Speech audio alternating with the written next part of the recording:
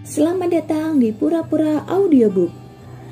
Sebelum Anda mendengarkan audiobook ini, kami menginformasikan bahwa channel ini adalah review atau mengulas sebagian isi buku menjadi audio dari berbagai penerbit buku di Indonesia.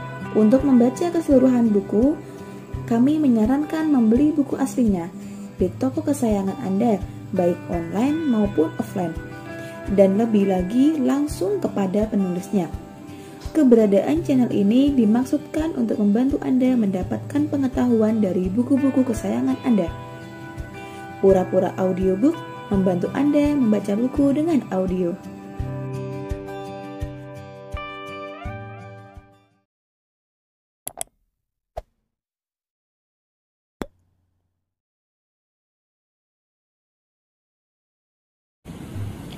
Memulai itu memang sulit. Menulis lagi. Ya, saya sedang belajar menulis.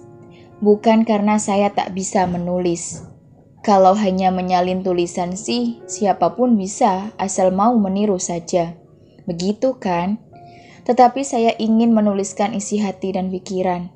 Akan saya tuangkan isi pikiran ini agar bisa dibaca orang lain. Jika saya hanya memendamnya, siapa yang akan tahu?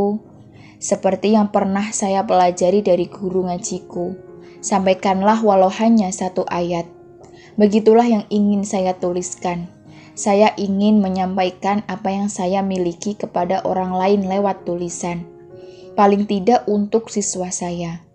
Walau masih sederhana, karena itu saya harus belajar. Ya, belajar menulis. Tetapi begitu sulit untuk memulainya. Baru mendapatkan beberapa kalimat saja, ide terhenti dan macet di perempatan jalan. Salah. Maksudnya kehabisan ide dan tulisan tak berlanjut. Pernah saya meminta pada seorang teman, bantu dong saya menulis. Dia hanya menjawab, tulis saja yang mau kamu tulis, jawabnya enteng. Saya juga kesulitan, jelasnya melanjutkan. Tetapi saya yakin dengan seyakin-yakinnya, bahwa kalau mau belajar terus, pasti suatu saat saya akan bisa. Bukankah menulis merupakan suatu keterampilan yang bisa dilatih? Sama seperti naik sepeda, menjahit baju, memasak, atau keterampilan lainnya. Saya kembali menengok ke belakang.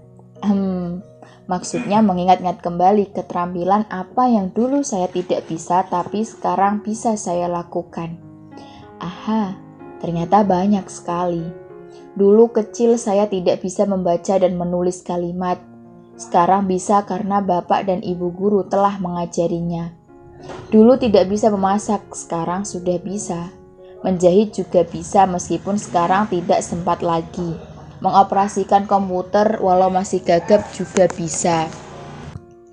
Bukankah itu semua keterampilan yang diperoleh dengan latihan? Keterampilan itu bahkan saya peroleh tanpa guru khusus. Jika demikian, menulis pun bisa dilatih, bisa dipelajari, begitu keyakinan saya. Bermodalkan rasa penasaran dan keinginan yang kuat, saya mulai pengembaraan saya dalam belajar menulis.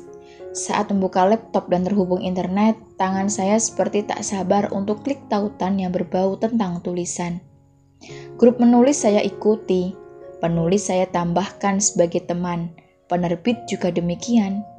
Walaupun kadang hanya mengintip-ngintip tulisan mereka, kadang-kadang saya ikut juga nimbrung memberikan komentar, hitung-hitung belajar berpendapat. Hasil pengembaraan saya sementara adalah saya sedikit tahu tentang blog menulis. Sempat juga sih membuat blog, namun sayangnya saya tidak bisa mendesain. Sampai mencoba beberapa kali, desain yang saya bisa buat masih saja itu juga. Bahkan tulisan juga tidak bertambah. Atas saran Bapak Johan Wahyudi saat mengikuti pelatihan di Edu Training miliknya, saya mencoba membuka akun di Kompasiana. Di blog tersebut, saya juga bisa belajar menulis dengan membaca tulisan orang lain. Tentu tulisan kita pun punya peluang yang sama untuk dibaca banyak orang.